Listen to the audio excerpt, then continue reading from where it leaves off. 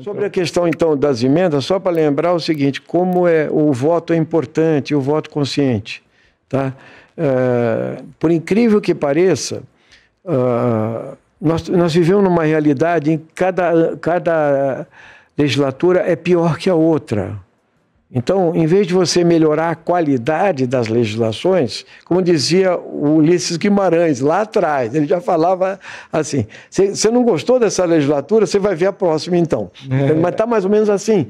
Ou seja, como o Centrão ganhou o miolo todo, e ele ganhou através de cargos e particularmente de emendas, as emendas no governo Bolsonaro, como o Bolsonaro entregou o poder para o Centrão, entende? Eles viraram pessoas que detêm um poder enorme sobre o orçamento hoje.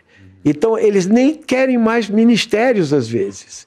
Eles só querem girar, só vejo vocês, com 60 bilhões de reais que são manipulados pelo Lira, pelos líderes e tal, e pelos deputados individualmente.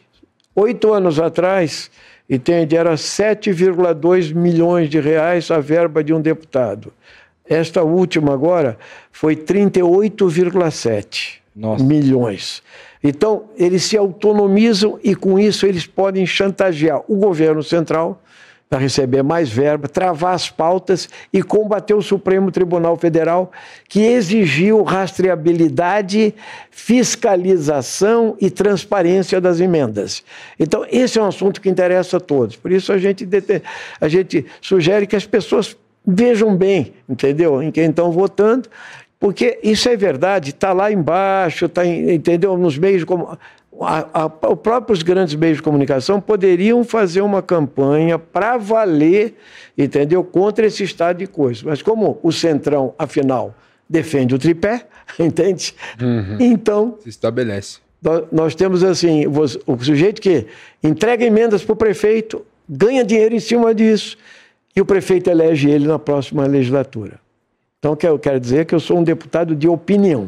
Então, emendas minhas são para universidades públicas, hospitais públicos, SUS, entendeu? Ou então, pessoas que são de movimento social, que você sabe aonde vai chegar e como vai ser fiscalizada cada emenda. É isso que deveria ser e podia ser rebaixado as emendas para o governo central colocar o seu programa em marcha, tá? Era bom colocar essa questão. Eu queria fazer um agradecimento especial a vocês, dizer que foi um grande prazer estar aqui no programa. Espero que a gente possa se rever. Tem uma pergunta para o senhor. Pois não? Aqui do Eduardo Brandão.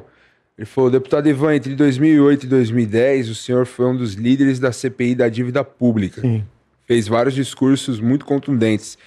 16 anos depois, qual a sua opinião sobre o tema? Aí a gente É a mesma. É a mesma. A gente devia suspender a dívida pública, fazer uma auditoria da dívida pública. Agora, as condições de fazer esse debate pioraram muito. Entende? Porque a hegemonia do mercado, a consolidação na mídia,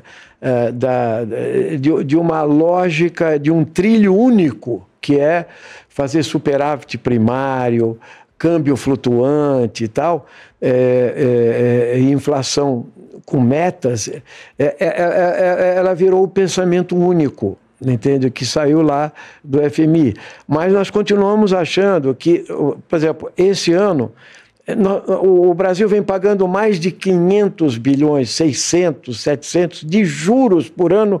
Esse debate não aparece no orçamento, entende? E não, se você somar os juros com o serviço da dívida, entendeu? Que é você ter que pagar aquilo que já venceu, dá mais de 1 trilhão por ano, tá? Então, isso não se debate lá na Câmara, isso é tabu na mídia. Eu quero lembrar até o Eduardo, que ele deve se lembrar, então, que a gente fez um esforço para fazer essa CPI, eu fui o proponente da CPI, e eles colocaram alguém para embasar. E naquela época, o PT era governo. E o PSDB era oposição. Mas como vinha da oposição, ficaram 8 anos com o ministro da Fazenda, que era o Malan, e depois foi o Palocci, etc. Eu convoquei os dois para vir depor. Eles derrubaram a minha convocação para ouvir os ministros.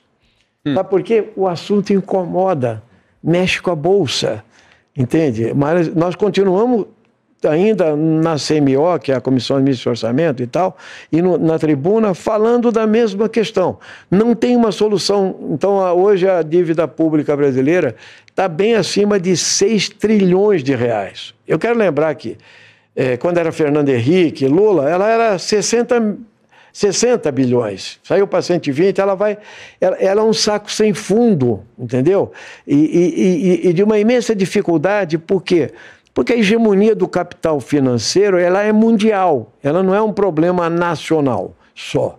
Então, você nunca deve esquecer que essa dívida é impagável, entende? E você tem sempre... Então, por exemplo, se você quiser usar o dinheiro que está no pacote para os fundos, para abater dívida, nós somos contra. Você está entendendo? Não tem uma maneira de trabalhar?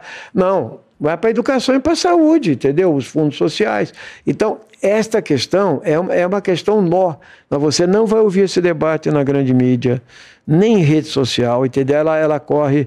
Eu dou muito valor ao pessoal da Auditoria Cidadã da Dívida, que eu militei com eles e tal, falando que hoje a gente está num outro processo em que a correlação de forças, nesse caso, piorou. Então, a resposta não é só suspendo o pagamento, porque ela não tem reverberação, entendeu? Você tem que focar mais e conseguir tirar proveito desse debate, porque isso não chega ao grande público, entende? Deveria. Deveria. É uma questão fulcral para a dependência brasileira.